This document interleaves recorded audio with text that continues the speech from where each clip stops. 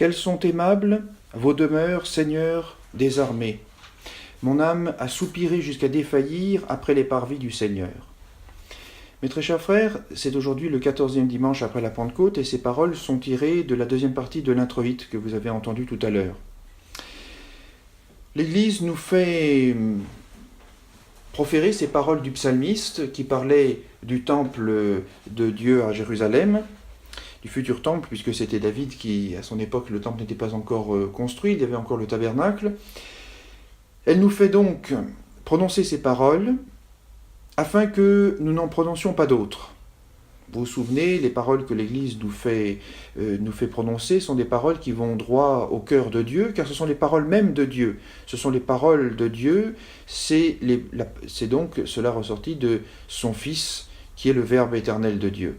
Quelles sont aimables vos demeures, Seigneur Dieu des armées. Qu'est-ce que nous voudrions dire, arrivé en ce 14e dimanche après la Pentecôte, qu'est-ce que nous voudrions dire si nous parlions de notre propre fond ?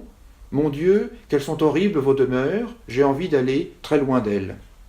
C'est pour cela que nous disons aujourd'hui, quelles sont aimables vos demeures, Seigneur Dieu des armées. La religion chrétienne ne paraît jamais aussi impraticable qu'à l'écoute des textes de la messe d'aujourd'hui, mes très chers frères. Tant dans l'épître que dans l'évangile, qui n'ont presque pas besoin de commentaires. Néanmoins, lorsque l'on entend la doctrine de la Nouvelle Alliance proférée d'une façon aussi claire, aussi pure, aussi compréhensible, loin de nous encourager, cela a plutôt tendance à nous décourager. Alors, nous, c'est l'homme charnel, évidemment, mais ne sommes-nous pas charnels avant d'être spirituels ? Et combien même nous serions un peu spirituels, nous serions quand même alourdis par la chair. Alors mes très chers frères, aujourd'hui, nous essaierons avec l'aide du Saint-Esprit de comprendre pourquoi nous devons dire de tout notre cœur au Seigneur, quelles sont aimables vos demeures, Seigneur Dieu des armées. Est-ce que nous sommes motivés par l'amour de Dieu ou l'amour de soi, par la charité ou la concupiscence ? Eh bien, mes très chers frères, nous allons voir certaines choses, non pas nouvelles, mais anciennes, qu'il faut répéter jusqu'à la fin, afin que nous puissions, avec l'aide de Dieu, eh bien, grandir dans la grâce et devenir de plus en plus semblables, avec l'aide de la même grâce, à notre Seigneur Jésus-Christ. La chair, dit saint Paul, a des désirs contraires à l'esprit, et l'esprit va à l'encontre de la chair. Ils sont opposés l'un à l'autre, de sorte que vous ne faites pas ce que vous voudriez. Un auteur nous dit ceci. Voilà l'héritage dont tous les enfants d'Adam se peuvent glorifier, et la peine dont le premier péché est puni. Une violente inclination au mal, une très grande impuissance pour le bien, et un combat continuel de l'homme contre lui-même. Comment l'orgueil peut-il subsister avec un si grand sujet d'humiliation ? La chair a des désirs contraires à l'esprit, et l'esprit va à l'encontre de la chair. Les auteurs nous font remarquer que parmi les œuvres de la chair, que sont la fornication, l'impureté, l'impudicité, la débauche, l'idolâtrie, les maléfices, il y a aussi l'inimitié, les discordes, les jalousies, les emportements, les querelles, les divisions, les factions, l'envie, et bien sûr les meurtres, l'ivrognerie, etc. Même les œuvres de l'esprit sont des œuvres de la chair, chez l'homme naturel. La chair, c'est ce principe qui nous pousse à faire le mal, non pas comme si l'homme avait en quelque sorte en lui-même une balance avec le bien et le mal, et ça penchait d'un côté et de l'autre en fonction de divers facteurs. Créés en état d'innocence, nous avons chuté, de telle sorte que notre constitution, je vous renvoie au traité de Bossuet que nous avons étudié cette année écoulée, notre constitution est en quelque sorte inversée. L'esprit régnait en maître sur le corps, de telle sorte que, nous disent certains auteurs, le corps était plus dans l'âme que l'âme dans le corps, dans l'homme innocent. Lorsque nous avons chuté, nous sommes passés comme au travers de nous-mêmes, et vous vous souvenez ce que dit Bossuet, nous nous sommes fracassés sur nous-mêmes comme un ruisseau, comme une chute, une cascade qui tombe qui, tombant sur un rocher, se fragmente en une multitude d'éclats. Nous, en tombant sur nous-mêmes, nous nous sommes fragmentés. Et cette fragmentation, contenue dans ce périmètre individuel qui nous qualifie chacun et qui s'appelle la personnalité, l'individualité, notre identité numérique, si j'ose dire, eh bien, c'est finalement un faisceau de fragments. D'où la multiplicité des œuvres de la chair et l'unicité du fruit de l'esprit. Dans la traduction que j'ai sous les yeux, il est écrit « les fruits de l'esprit », opposé donc aux fruits de la chair. En réalité, saint Paul dit ceci. Manifestation totem opera carnis, les œuvres de la chair. Et que dit-il ensuite? Fructus autem spiritus est, caritas, etc. Le fruit de l'esprit est toutes sortes de choses. Les œuvres de la chair, c'est le faisceau, divers dans chacun de nous, mais finalement nous sommes tous semblables, le faisceau de toutes ces choses fragmentaires que nous faisons et qui sont mues par la cupidité, par la concupiscence, par l'amour de soi. Le fruit de l'esprit est comme une grappe. Saint Paul a sans doute à l'esprit la parole de notre Seigneur, c'est pour cela que le Saint-Esprit lui fait dire « le fruit de l'esprit est la charité, la joie, la paix, la patience, etc. » C'est-à-dire que le fruit de l'esprit est comme une grappe de raisin qui est un seul fruit composé d'une multitude d'aspects différents mais qui forment un seul fruit. Lorsque les vignes ne portent que des grains individuels, ce sont des vignes malades.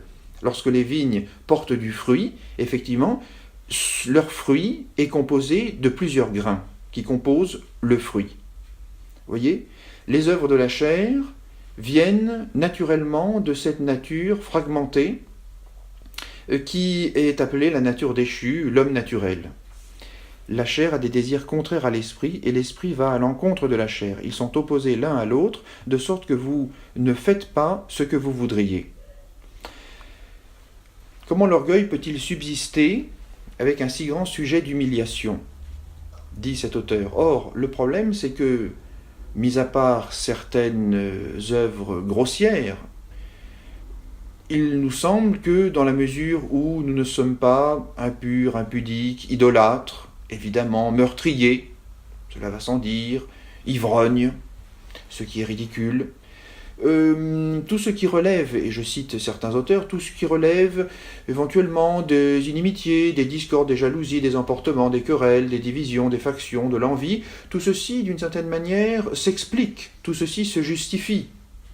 Je vous rends grâce, mon Dieu, que je ne suis pas un fornicateur, un impur, un idolâtre, comme les publicains qui sont à l'extérieur. Néanmoins, vous comprenez bien que je ne peux quand même pas m'empêcher d'être jaloux, querelleur, divisé, factieux, envieux, parce qu'il y a de bonnes raisons.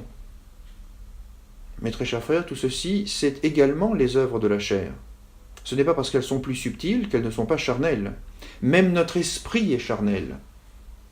C'est pour cela qu'il est dit, la chair a des désirs contraires à l'esprit. Alors vous allez dire, mais l'esprit, si l'esprit est charnel, alors il est un peu imprégné de la chair. De quel esprit s'agit-il ici? Mes très chers frères, il s'agit de quelque chose qui, si cela était bien compris, eh bien, nous mettrait dans la perspective et la mentalité des chrétiens, des catholiques, des vrais chrétiens. Qu'est-ce que l'esprit? L'esprit, c'est pas cette chair subtile qui tient lieu d'intelligence, qui tient lieu de personnalité. La chair a des désirs contraires à l'esprit, dit saint Paul. Comment comprendre ce qu'il entend par esprit? C'est pour cela que l'Église nous donne l'oraison d'aujourd'hui que nous devons un petit peu méditer. Gardez votre Église, Seigneur, par l'assistance continuelle de votre miséricorde. Et puisque sans vous, la faiblesse humaine défaut, que toujours votre aide la retire du mal et la conduise vers ce qui doit la sauver. Et quia sinete labitur humana mortalitas. Et quia sinete labitur humana mortalitas. Sans vous, la faiblesse humaine, la mortalité humaine, défaut. C'est le verbe défaillir. Prenons le temps d'examiner ces quelques mots. Sinete, tout d'abord. Quia sinete. notre Seigneur, dans le 15e chapitre de Saint Jean, dit « Sine me, nihil potestis facere ». Sans moi, vous ne pouvez rien faire. Donc, sine te, c'est sine me. Sans vous, sans moi, sans notre Seigneur Jésus-Christ. Sans le Christ, nous ne pouvons rien faire. Donc, et quia est parce que sine te. Sine te, ça a l'air de rien, et puis, mais en même temps, mes très chers frères, c'est quelque chose, c'est une affirmation dogmatique, c'est une affirmation de la liturgie, et nous croyons ce que nous prions. La règle du croire est déterminée par la règle du prier, si j'ose m'exprimer ainsi. Sine te signifie que sans le Dieu à l'image duquel l'homme est fait, l'homme ne peut rien. Alors, évidemment, le bon semi-pélagien, crypto-pélagien, ou même le bonhomme catholique en général, vous dira « mais ne peut rien de bien ». Ne peut rien, même de bien. Ne peut rien de bien. Est-ce que ça veut dire, si vous demandez à n'importe quel catholique aujourd'hui, ne peut rien de bien, donc ça veut dire qu'il n'y a absolument aucun bien qui ne peut être fait, que le mal, on va dire, pourtant, l'homme est capable de faire beaucoup de choses bonnes. Sine te, sine me non potest nihil potestis facere, sine te signifie sans vous qui rendez à vous-même nos œuvres agréables. À vous. Évidemment, c'est du mauvais français, mais c'est de la théologie correcte. Sine te, sans vous. Non, ça ne veut pas dire sans le coup de main que vous nous donnez, sans certaines choses que vous nous donnez et que nous pouvons utiliser si nous le voulons bien, etc. Sine te, c'est-à-dire sans votre présence, sans la grâce sanctifiante. Alors tout le monde est d'accord, mais qu'est-ce que c'est la grâce sanctifiante ? La grâce sanctifiante, vous vous souvenez, nous en avons parlé il n'y a pas si longtemps. La grâce sanctifiante, c'est la vie même de Dieu vivant dans un être ordonné selon la loi de Dieu, selon l'ordonnance universelle de Dieu. Il n'y a pas de grâce sanctifiante vivant dans un homme si cet homme ne correspond pas à la structure déterminée par ce Dieu qui est, par ailleurs, la quintessence de la grâce sanctifiante. Sine te, vous voyez, sans vous, la nature humaine, la faiblesse humaine défaut. Si nous le prenions simplement, même sans explication au sens littéral, nous comprendrions que la présence même de Dieu est une sorte d'immanence surnaturelle dont nous avons besoin pour être humains.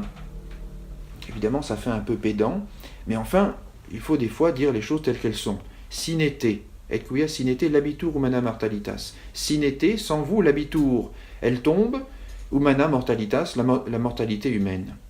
Vous voyez ? Donc, lorsque on nous dit, les auteurs, les directeurs, etc., nous disent pensez à Dieu, demandez-lui les grâces dont vous avez besoin, invoquez-le, suppliez-le, etc. Ce n'est pas que nous sommes un peu comme des champions courants dans l'arène et auquel, disons, un coach un peu indiscret dit « mais prenez les patins à roulettes pour aller plus vite, si ça peut vous aider. » Oh, ben quand même, j'ai une certaine fierté, je suis quand même dans une course de telle ou telle discipline. C'est gentil, merci, c'est gentil, mais je ne vais pas prendre des patins à roulettes, une planche à roulettes, un vélo pour aller plus vite. J'ai quand même ma dignité de champion de telle catégorie. Vous voyez, souvent, nous nous imaginons que les conseils que nous recevons sont de cet ordre-là. Demandez au bon Dieu. Oui, mais enfin bon, je suis pas non plus... Oui, je peux faire des efforts quand même, je ne suis pas là quémander. Vous voyez, sine te. Sans vous, ça ne veut pas dire que Dieu est une roulette pour le champion un peu fatigué qui paresseusement voudrait aller plus vite. Sine te, c'est plutôt la force vitale qui fait défaut au champion, qui ferait défaut au champion s'il était mort. Alors, évidemment, là nous sortons des exemples humains, mais vous avez un champion, un coureur de fond, etc., qui est là, qui est mort sur la piste, et son entraîneur lui dit « Revenez donc à la vie ». Évidemment, vous allez dire c'est ridicule, mais c'est ça que les conseils que nous donnent les auteurs, c'est ça que les conseils que nous donnent nos directeurs spirituels. Ils ne nous disent pas « prenez une vitamine pour aller mieux », ils nous disent « utilisez ce sans quoi vous ne pouvez rien ». Dieu n'est pas la cinquième roue du carrosse. Dieu n'est pas la roue de secours, Dieu n'est pas la boisson énergisante que nous prenons lorsque nous sommes vraiment très fatigués et qu'il faut quand même continuer à, je sais pas, à travailler, etc. Je ne dis pas à danser, mais disons d'une certaine manière à faire des choses. Dieu est lequel sine te, sans lui, sans vous, nous ne pouvons rien. Vous voyez, sine te. Ça ne veut pas dire sans l'éventuelle option qu'est le recours à Dieu. Sans Dieu, nous sommes morts. Pourquoi l'Église nous dit-elle que le baptême est la porte des sacrements sans lequel on ne peut pas être sauvé? C'est parce que sans le baptême, on n'a pas la vie divine. Donc, qu'il est absurde, le champion, qui, d'une certaine manière, joue aux morts alors qu'il est vivant. Qu'il est ingrat, le champion qui court sur la piste, et qui s'imagine qu'il pourrait courir même s'il n'avait pas l'influx vital qui fait que c'est un vivant et non pas un mort. Vous allez dire, c'est absurde ce que vous dites. C'est absurde, mais alors, mes très chers frères, si c'est absurde en tant qu'exemple, tiré des faits humains, ça devrait être encore plus absurde du point de vue spirituel. Sine te, sans vous qui nous structurez de l'intérieur, sans vous qui êtes notre vie. Nous étions morts avant d'être baptisés. Le baptême a fait de nous, à ce que nous étions, ce que le vivant est au cadavre. C'est quand même pas nous qui l'inventons, tout le monde le dit. Le baptisé est au non baptisé, ce que le vivant est au cadavre. Le problème, voyez-vous, c'est que dans une certaine mentalité, le baptisé est au, sinon non baptisé, mais disons le croyant est au mécréant, ce que l'athlète dopé est à l'athlète normal. Alors vous allez dire, c'est une drogue qui est plus ou moins licite, mais en tout cas qui est indécelable. Un petit peu comme ce prêtre moderniste qui disait à cet aréopage de petits jeunes plus ou moins délinquants, oh, je me shoote à l'Eucharistie, etc. Pauvre homme. En réalité, vous voyez, ce n'est pas de la surenchère. Le chrétien n'est pas une sorte d'athlète dopé, alors que l'homme normal est un athlète normal qui fait des efforts. Malheureusement, ce sont des efforts qui ne le font pas gagner, tandis que l'athlète dopé gagne à tous les coups. Et comme ce n'est pas interdit d'être dopé dans cette catégorie-là, et donc du coup, les autres sont bêtes de ne pas le faire. Vous voyez, ce n'est pas ça la vie chrétienne. L'homme chrétien, c'est pas un homme normal qui a un plus un peu humiliant, parce que l'athlète qui se dope sait très bien, quand il a la médaille d'or autour du cou, il sait très bien que ce ne sont pas vraiment ses muscles totalement qui l'ont fait gagner, c'est quand même quelques substances qui ne font pas partie de son corps. Vous voyez ? Donc le chrétien, souvent, est face aux mécréants, aux gentils mécréants, un petit peu gêné en disant « Oui, c'est vrai, moi j'ai la grâce sanctifiante, mais enfin, l'homme lui-même peut faire quand même du bien, regardez, si c'est l'autre. » On invoque toutes sortes de gens en fonction de notre... Certains vous invoqueront Gandhi, Martin Luther King, etc. Puis les autres vous invoqueront d'autres personnes, mais enfin bon, c'est toujours la même chose. Vous voyez, sine te réfute cette vision finalement dévaluante de la vie chrétienne, de l'état chrétien. Sine te, sans lui, nous ne pouvons rien. L'homme non baptisé, l'homme mécréant, c'est-à-dire qui renie son baptême, qui le rejette ou qui se comporte comme s'il n'était pas baptisé, même s'il fait quelque chose de bien, ne plaît pas à Dieu. Donc il ne fait rien de bien. Pourquoi ? Parce qu'il n'agit pas par Dieu. Et que veut dire agir par Dieu ? Ça veut dire agir par la charité. Nous y viendrons dans un instant. Sine te. Vous voyez, l'homme est fait à l'image de Dieu. S'il n'agit pas par l'amour de l'original en vertu duquel, à l'image duquel il a été fait, il ne peut rien. Et tout ce qu'il fera, même si ça ne correspond pas à la définition du péché, aura la récompense du péché, c'est-à-dire la damnation éternelle. Sine te. Sine te quoi donc ? Sine te labitur humana mortalitas. Voyons, humana mortalitas. C'est traduit ici, j'ai la traduction sous les yeux, la faiblesse humaine, ce qui est vrai. Mais mortalitas, humana mortalitas, c'est plus que la faiblesse humaine, c'est la mortalité humaine. Évidemment, ça ne veut pas dire grand-chose en français. La mortalité humaine, qu'est-ce que c'est? Eh bien, mes très chers frères, l'homme qui est mort le jour où il a chuté, c'est ça la mortalité humaine. Le jour où tu en mangeras, tu mourras de mort. Ils en ont mangé, puis ensuite ils ont eu encore la force de se faire des habits, etc., de se cacher, de répondre au bon Dieu, de dire c'est pas ma faute, c'est la faute à ma femme, la faute au serpent, etc. Et puis Adam est mort à plus de 900 ans. Pourtant, il est mort le jour où il en a mangé. Vous voyez, humana mortalitas, c'est pas la faiblesse humaine qui, malheureusement, ou c'est un fait, n'est pas un ange, n'est pas Dieu. Humana mortalitas, c'est la nature humaine telle qu'elle est lorsqu'elle est dotée de la vie naturelle. Lorsque l'homme n'est pas mort physiquement, il est, en quelque sorte, il se définit par la mortalité humaine. Et la mortalité humaine, c'est pas le fait que nous sommes tous mortels, etc. C'est que nous sommes morts quoique vivants. Humana mortalitas, la mortalité humaine, c'est la nature humaine privée, des dons de l'état d'innocence, qui est devenue une ruine que seule la miséricorde divine, et vous le savez que seule la miséricorde divine et non pas sa justice, peut relever. À strictement parler, les auteurs augustiniens disent que, en réalité, l'homme en état d'innocence était assisté par Dieu, puisque Dieu ne pouvait pas délaisser le chef-d'œuvre qu'il venait de faire. À l'homme déchu, Dieu ne lui doit plus rien. S'il lui devait une assistance pour l'amour de lui-même, parce que Dieu ne pouvait pas laisser l'homme dans l'état d'innocence sans une grâce spéciale, nécessaire à cet état d'innocence, une fois que l'homme est déchu, Dieu ne doit plus rien à l'homme.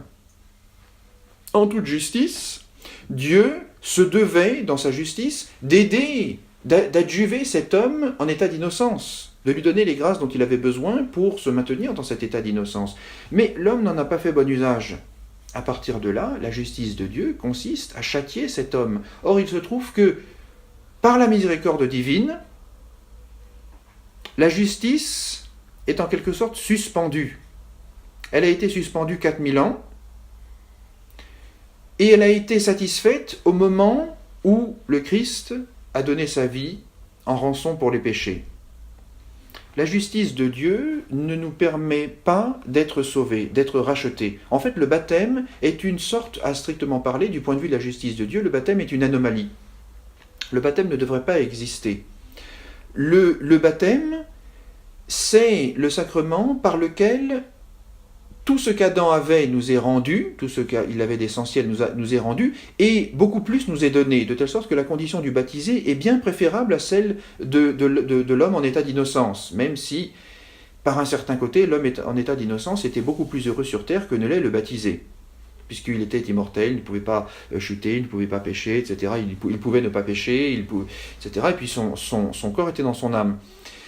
Néanmoins, vous voyez, mes très chers frères, à strictement parler, c'est la miséricorde de Dieu qui a pourvu à lui-même à la satisfaction de sa justice par un sacrifice à la valeur infinie, de telle sorte que nous puissions bénéficier efficacement de la miséricorde de Dieu et pas simplement d'une sorte de velléité de ne pas être aussi dur qu'il aurait pu l'être. La miséricorde divine est véritablement un mystère en quelque sorte proportionné à l'humana mortalitas.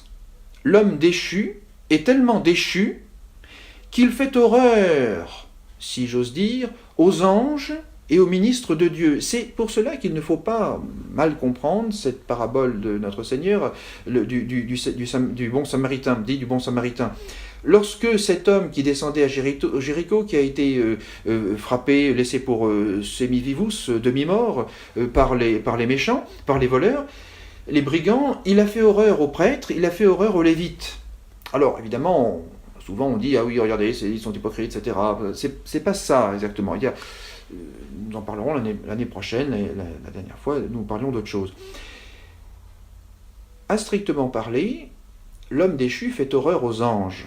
Et vous savez très bien, parce que notre Seigneur nous l'enseigne, et les divers pères le disent aussi, que les anges sont comme des chiens féroces, serviteurs de leur maître, retenus en laisse jusqu'au moment où ils seront lâchés, si j'ose dire, et quand je dis chien, c'est dans le sens noble du terme, parce que la vision de l'impiété humaine les outrage tellement, ils aiment tellement Dieu qu'ils voudraient se jeter sur la terre pour en arracher toute livrée. Mais notre Seigneur sait que nous ne sommes que poussière. Il sait très bien que si les anges très saints se jetaient sur la terre pour en arracher l'ivraie, la plupart du bon grain aussi périrait, entremêlé qu'il est avec l'ivraie.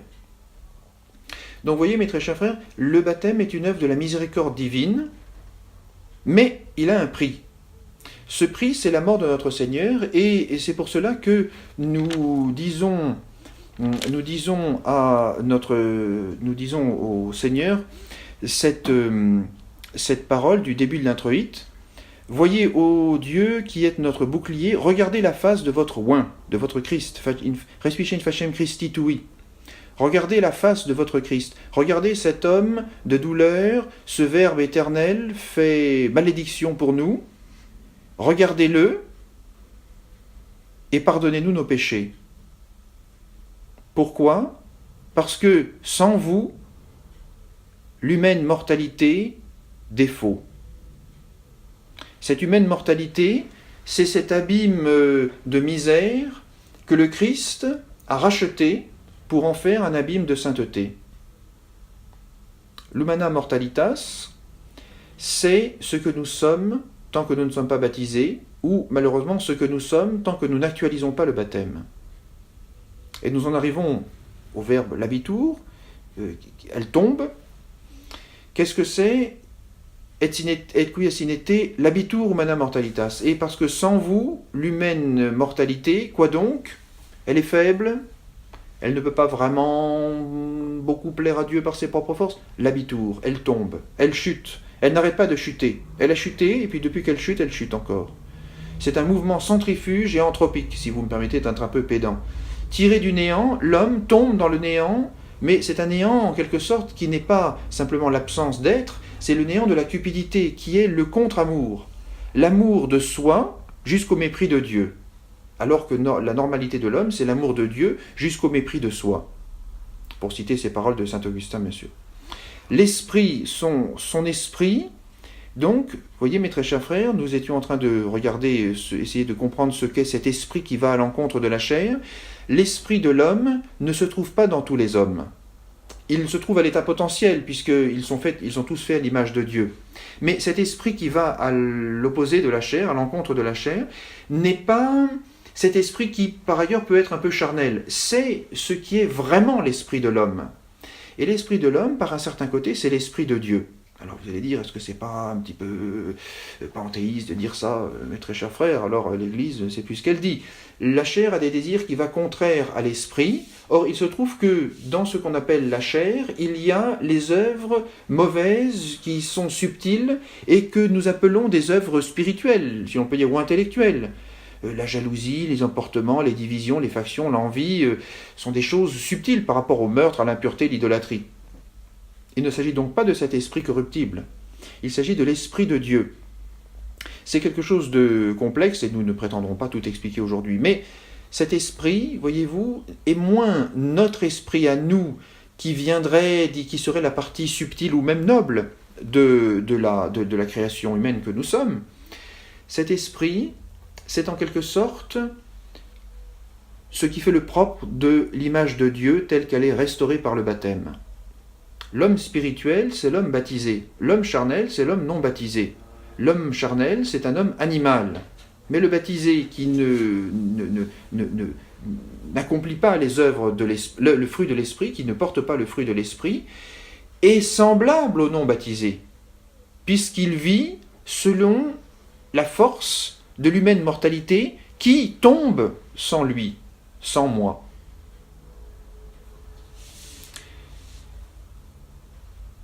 L'esprit de l'homme est donc, par un certain côté,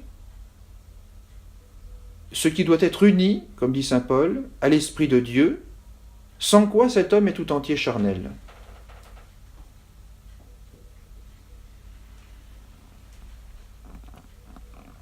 L'homme est ou bien détenteur d'un esprit qui se confond avec l'esprit de Dieu, c'est le Saint-Esprit, ou bien il est l'esclave de Mammon.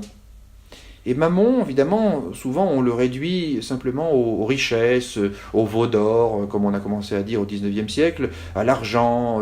C'est vrai, mais c'est un petit peu, disons, c'est comme un symbole qui désigne tout, c'est la partie qui désigne le tout. Mammon, qu'est-ce que c'est? C'est l'amour, et c'est même le souci des choses mondaines. Ces deux amours sont antagoniques et antithétiques. C'est pour cela qu'il est écrit dans le graduel « Bonum est confidere in domino quam confidere in homine ». Mieux vaut se confier dans le Seigneur que se confier dans les hommes. Alors vous allez dire, oui, mais ça c'est plutôt pour la politique. Oui, d'une certaine manière, oui, bien sûr, mais enfin nous ne sommes pas en train de faire de la politique ici. Mieux vaut se confier dans le Seigneur que se confier dans les hommes. Plus précisément, bonum est confidere in domino, donc il est meilleur de se confier in domino, c'est presque du français, quam confidere in homine, que de se confier dans l'homme. Évidemment, ça signifie dans les hommes en général, mais dans l'homme, dans l'humain, dans l'humaine mortalité, qui sans moi, sans lui, ne peut que tomber. Le pélagianisme se confie dans l'homme, en réalité dans la force humaine, je dirais même pour expliquer, de comprendre pourquoi le pélagianisme a quelque chose de séduisant, il se confie dans la rémanence de la nature définissable par l'image de Dieu. Il vous dira, « Oui, monsieur l'orthodoxe, est-ce que l'homme est devenu autre chose qu'un homme lorsqu'il a chuté ?» Non, bien sûr, cette chose déchue, etc., est toujours faite à l'image de Dieu. Car si l'homme avait changé de nature, en chutant, il serait devenu, je ne sais pas, un crapaud, un coléoptère, etc., et il aurait du coup perdu sa raison d'être. Donc, le pélagien, semi-pélagien, vous dira, alors, ça veut dire qu'il reste quelque chose de fondamentalement bon. Ah, mais quoi donc? L'image de Dieu, vous venez de le dire. Mais j'ai jamais dit que c'était quelque chose de fondamentalement bon sur lequel l'homme pouvait compter. Je dis que c'est simplement un vase qui est rempli d'ordures, mais ce n'est pas autre chose qu'un vase. Que peut-il sortir de bon d'un vase, certes, mais qui est rempli d'ordures? Qui le videra, qui le purifiera, qui lui enlèvera sa mauvaise odeur pour le restituer à sa destination originelle, qui est de contenir du vin précieux ou du parfum? Vous voyez? Bien sûr, cher Pélagien, l'homme reste un homme, l'homme reste à l'image de Dieu. On va vous dire, je vous dirais même, l'homme garde un certain aspect du libre arbitre. Bien entendu. Le problème, voyez-vous, c'est que ces choses minimes, ces choses du minimum de la structure, le pélagianisme y voit une raison de croire que l'homme peut quand même plaire à Dieu par ses propres forces. Or l'Église nous dit « sine te labitur humana mortalitas ». Sans vous, l'homme, l'humain, la mortalité humaine, ne peut que tomber. Le mécréant peut beaucoup de bien, mais qui le conduit à mépriser Dieu. En réalité, vous voyez, nous sommes tous d'accord avec les pélagiens que l'homme sans la grâce peut beaucoup de choses bonnes. Ce serait le contraire qui serait étonnant, puisqu'il continue à être fait à l'image de Dieu. Vous voyez, on retourne l'argument. Regardez un homme qui n'a jamais volé, qui n'a jamais tué, qui peut-être même n'a jamais menti, parce qu'il n'a pas été éduqué comme ça, mais qui n'est pas, j'aimerais dire qu'il n'est pas baptisé, mais s'il n'était pas baptisé, il serait d'une autre religion probablement, ou enfin mettons, aujourd'hui il y a plein de non-baptisés qui sont de non-religieux. Ou même un baptisé, disons, qui oublie son baptême. Est-ce qu'il va dire, oui, c'est vrai, je me rends compte que c'est grâce au fond extrêmement ténu, quoique rémanent de l'image de Dieu en moi, que j'ai pu extraire de moi-même la force de ne pas tuer, de ne pas mentir, etc. Non, il va dire, mais je le fais, et j'ai pas eu besoin du bon Dieu pour le faire, et j'espère bien, quand je me trouverai face au tribunal divin, s'il existe, que le bon Dieu verra bien que je n'ai rien à me reprocher.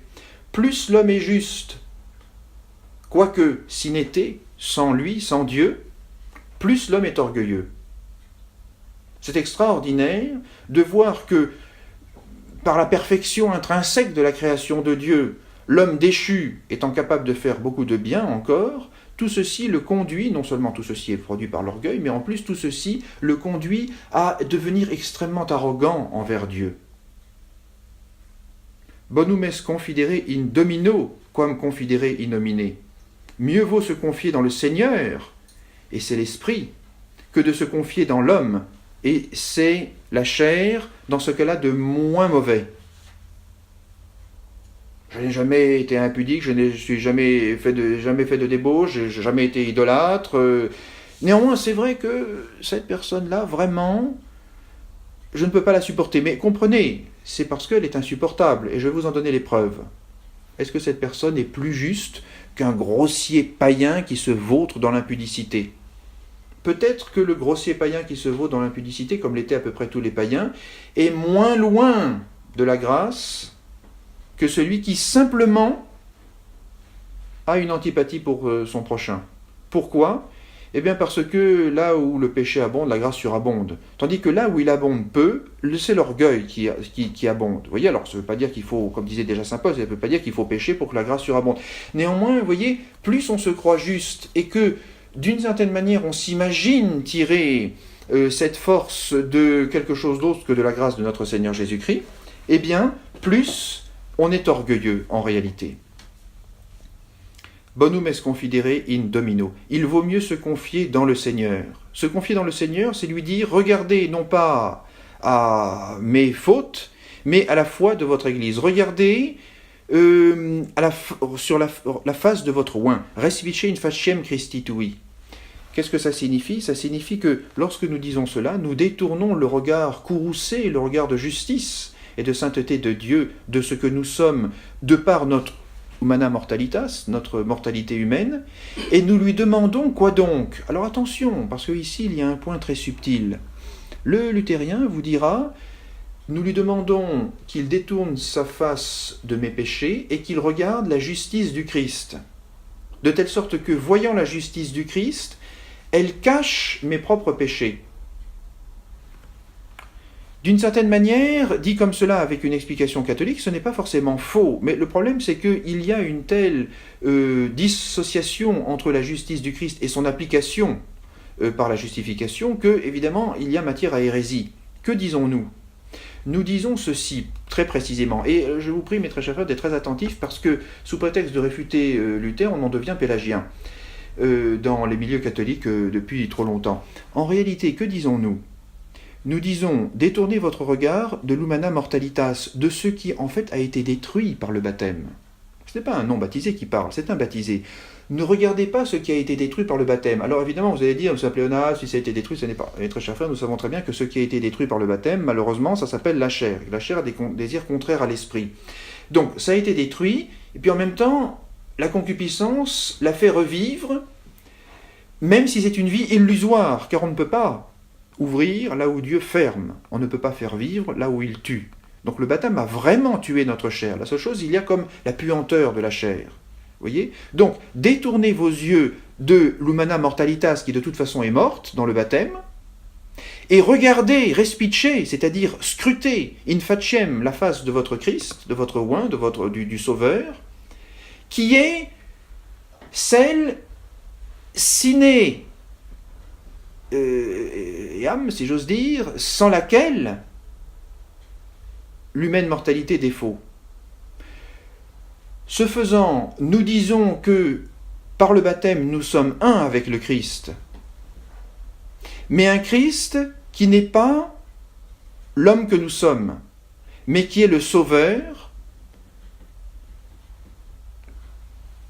la face duquel Dieu scrute et dans laquelle il ne trouve que de l'innocence. En réalité, mes très chers frères, notre religion est bien dangereuse. Et le luthéranisme a trouvé le moyen, en quelque sorte, d'une certaine manière, si j'ose dire, de la rendre un peu moins dangereuse. C'est-à-dire que c'est un petit peu comme... Il a conscience que Dieu est terrible. Chose qui est très traditionnelle. Évidemment, chez les pélagiens, Dieu, c'est plutôt le genre de type à se faire découronner. Enfin, bon. Donc, Dieu est un Dieu terrible. Si Dieu nous regarde, il va nous consumer, car son regard est juste et il est un feu dévorant. Donc, le luthérien dira, mais regardez plutôt votre fils qui vous plaît, et moi je me cache derrière le Christ. Vous voyez, c'est une attitude augustinienne, mais malheureusement déviée. L'attitude augustinienne, c'est-à-dire catholique juste, consiste à se fondre dans le Christ. Par le baptême, nous sommes devenus un même corps, des membres un même être avec le Christ. Nous sommes donc cachés avec le Christ, mais vous allez dire, alors pourquoi attirer le regard de Dieu sur la face du Christ, puisque je suis fondu dedans? Eh bien, c'est pour nous enseigner, mes très chers frères, à ce que rien ne dépasse, si vous me permettez l'expression. Si je me mets un peu en perspective, quoique baptisé, et que je m'aime un peu moi-même, je sors du Christ, si c'était possible. Et malheureusement, il se trouve que certains, c'est l'Église qui nous le dit, tous qui ont été baptisés ne seront pas sauvés. Sans le baptême, on ne peut pas être sauvé. Avec le baptême, on peut encore se damner. Vous voyez, ça c'est fondamental. Donc, rendons grâce à Dieu d'être baptisés, mais faisons attention de ne plus nous aimer. Pourquoi? Parce que bonum est confidere in domino, quam confidere in nomine. Il vaut mieux se confier dans le Seigneur que dans l'homme, parce que celui qui se confie dans l'homme se confie dans l'humaine mortalité, sans laquelle, avec laquelle nous nous damnons, à cause de laquelle nous nous damnons. Saint Paul nous dit donc, marchez selon l'esprit, spiritu ambulate, et desidera carnis non perficetis. Le mot d'esprit, nous dit un auteur, signifie charité, liberté. Là où est l'esprit du Seigneur, là est la liberté. Parce que la charité est une émanation de la charité infinie qu'est l'Esprit Saint, dit saint Thomas. La chair est l'inclination au péché. Vous voyez, nous qui sommes modernes, qui pensons comprendre des choses, qui sommes totalement influencés par l'esprit du temps, nous pensons que marcher selon l'esprit, regardez chez les malheureux charismatiques, marcher selon l'esprit, c'est, mis à part faire des petits bonds et taper dans les mains, ce qui n'est pas forcément une chose intrinsèquement ridicule, mais disons, c'est se laisser inspirer par que vais-je faire aujourd'hui, etc. Marcher selon l'esprit, nous disent les auteurs les plus sérieux, c'est marcher justement selon la loi de la nature humaine, restituée à elle-même par le baptême, c'est-à-dire marcher dans l'ordonnation à notre finalité unique qui est surnaturelle. Donc il ne s'agit pas d'avoir de la fantaisie, d'être un petit peu, de dévisser les ampoules, il s'agit essentiellement, même si certes des fois l'esprit nous fait être joyeux, mais essentiellement faire ce que nous devons faire. Marcher selon l'esprit, c'est faire aujourd'hui ce qu'on m'a demandé de faire. Oui, mais j'aimerais être plus spirituel, etc. C'est cela, marcher selon l'esprit. Si aujourd'hui il faut, je ne sais pas, comme on voyait dans divers exemples, s'il faut aujourd'hui balayer, c'est pour moi marcher selon l'esprit doit se faire par le balai. Je ne peux pas me sanctifier, donc me sauver, je ne peux pas hériter la vie éternelle dans le Christ, dont la face est scrutée par le Père éternel, si je ne balaye pas aujourd'hui, parce que c'est ça qui m'a été demandé de faire. Oui, mais j'aimerais plutôt faire de l'oraison. Vous vous damnerez en faisant oraison, pourquoi? Mais pourtant l'oraison c'est bien, Pépès de tel auteur nous dit, etc. Attendez, je vous sors les livres. On vous a dit de balayer, on ne vous a pas dit de faire oraison. Si vous faites oraison, vous vous damnez, pourquoi? Parce que vous faites à votre volonté propre. Oui, mais c'est une bonne chose. La chose faite par la volonté propre, qu'elle soit bonne ou mauvaise, conduit au même résultat, c'est-à-dire le rejet de la part de Dieu. Si Dieu me demande aujourd'hui de balayer, c'est ainsi que je marcherai selon l'esprit. Et mes très chers frères, je pense que nous savons tous que cet exemple qui peut sembler un peu léger, stupide, bête, en réalité est beaucoup plus dur qu'on peut l'imaginer. Marchez selon l'esprit et vous n'accomplirez point les désirs de la chair. Marcher selon la chair, c'est marcher selon la volonté propre, même infime. Marcher selon l'esprit, c'est faire réellement ce que l'on est censé faire. Or, vous savez que la définition de la liberté, la vraie définition de la liberté, c'est la suivante, la capacité de faire sans entrave ce que l'on est supposé faire. Toute autre liberté est ou bien une définition annexe, ou bien une fausse définition. Je suis libre dans la mesure où je peux faire sans entrave ce que je dois faire. Aujourd'hui, je dois balayer. Mais j'ai une forte envie de faire oraison. C'est la chair qui m'inspire. Pourtant, oraison, la chair nous fera faire oraison. La chair nous conduira même à donner tous nos biens aux pauvres et notre corps pour être brûlé, si c'est pour être dispensé de la charité. La chair n'est pas charnelle, si j'ose dire. La chair s'accommode de tout. La chair veut bien être ravi en extase au troisième ciel, si c'est simplement pour désobéir à quelque chose qui m'a été donné. La chair veut bien que nous fassions oraison, si c'est moyennant que nous désobéissions à cette corvée de balayage qui nous a été imposée pour aujourd'hui. Et l'Esprit, en revanche, le Saint-Esprit, ne nous considère pas avec mépris parce que nous balayons au lieu de faire oraison. Au contraire, il nous illuminera.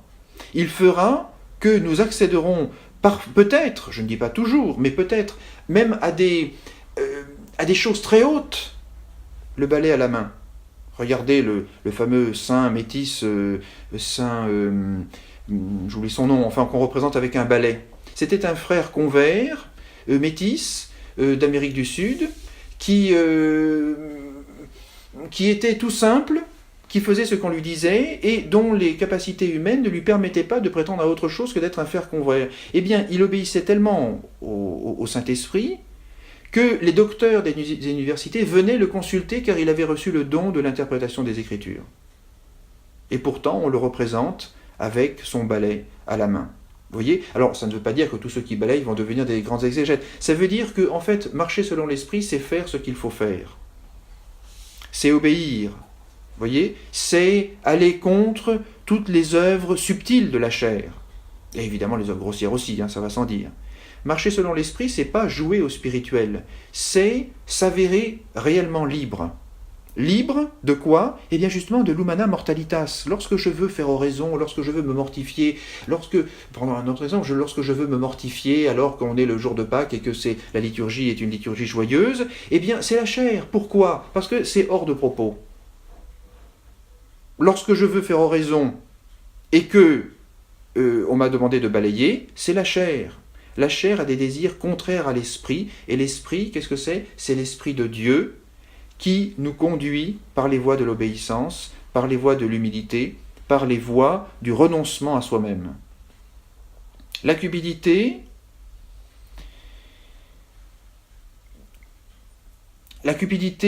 et la charité, c'est ou bien nous sommes motivés ou bien par la charité ou bien par la cupidité. Toutes les inclinations, nous dit un auteur, toutes les inclinations de l'homme, tous les mouvements de sa volonté se réduisent en ces deux principes et à ces deux termes, Dieu et l'homme. Ou bien j'agis pour l'homme, c'est-à-dire pour moi-même, et je ne fais que être entraîné par la chute de l'humaine mortalité. Ou bien je suis les impulsions de l'esprit, et alors, véritablement, je me confie en Dieu et non en l'homme. Cherchez d'abord le royaume de Dieu, nous dit notre Seigneur à la fin de l'Évangile. Cherchez donc d'abord le royaume de Dieu et sa justice, et tout cela vous sera donné par surcroît. Que signifie chercher d'abord le royaume de Dieu et sa justice ? Orientez votre volonté. Vous allez dire, ça fait un peu coaching, spi, New Age. Dites, je vous en prie, parlons traditionnellement. Orientez votre volonté. Vous allez dire, oui, mais je suis chrétien, je veux, grosso modo. Si en tant que chrétien, je ne fais jamais que les œuvres de la chair, subtiles certes, mais les œuvres de la chair, c'est-à-dire si je ne suis jamais que ma volonté propre, j'aurais beau être chrétien, j'aurais beau être baptisé, j'irai en enfer. Cherchez d'abord le royaume de Dieu et sa justice. Orientez-vous vers votre fin surnaturelle, le royaume de Dieu, et donnez-vous le moyen, si j'ose dire, c'est-à-dire correspondez à la grâce, de pratiquer la justice de Dieu, la justice sans laquelle on n'accède pas au royaume. Et tout cela vous sera donné par surcroît. Cherchez d'abord le royaume de Dieu et sa justice, marchez selon l'esprit, c'est la même chose, et vous n'accomplirez point les désirs de la chair. Un auteur nous dit, saint Augustin remarque que saint Paul ne dit pas et non abetis, les désirs de la chair, et vous n'aurez pas les désirs de la chair, vous n'accomplirez pas les désirs de la chair. D'une certaine manière, même celui qui suit les impressions de l'esprit, nous dit cet auteur, n'est pas entièrement exempt de la concupiscence, mais il n'y succombe pas, il ne la laisse pas dominer en lui, il n'obéit pas à ses inspirations. Marchez selon l'esprit, et vous n'accomplirez point les désirs de la chair. Nous allons terminer maintenant, mais nous pourrions continuer encore longtemps en développant cette notion de la marche selon l'esprit et la véritable liberté. c'est-à-dire le pouvoir d'accomplir sans entrave ce que l'on est supposé faire. Ce que l'on est supposé faire ne sert strictement à rien, sinon à nous gagner la vie éternelle. C'est-à-dire que, donc quand je dis ça sert à rien, c'est-à-dire qu'il ne faut pas s'imaginer qu'on fait une fleur à Dieu, qu'on lui... Tout ceci, c'est le rôle que Dieu nous a donné dans sa vigne pour que nous n'y perdions pas notre temps, pour que nous ne perdions pas notre temps sur les places et que nous soyons sauvés, que nous recevrions la récompense. Quelles sont aimables vos demeures, Seigneur Dieu des armées. Mon âme a soupiré jusqu'à défaillir après les parvis du Seigneur. En réalité, les demeures du Seigneur sont très aimables, mais c'est nous-mêmes qui nous les rendons désagréables. C'est la chair, dont les désirs sont contraires à l'esprit, qui nous rend désagréables, ces demeures qui par ailleurs sont aimables. Mes très chers frères, que notre âme défaille soupire jusqu'à défaillir après les parvis du Seigneur, que nous cherchions le royaume de Dieu et que nous pratiquions sa justice, que nous marchions selon l'esprit afin de ne pas accomplir les désirs de la chair, c'est ce que nous devons demander aujourd'hui au Seigneur au cours de cette messe. Notre religion est toute céleste. Le fruit de l'esprit est le propre de la nature humaine, restitué à sa finalité originelle qui est Dieu. Alors mes très chers frères, je vous terminerai simplement en vous lisant le verset alléluiatique. Venez, chantons joyeusement le Seigneur, venite exultemus Domino, venez, exultons de joie devant le Seigneur, jubilemus Deo, salutari nostro. Acclamons Dieu notre Sauveur, Dieu notre salut, Dieu sans lequel la nature humaine ne peut que chuter.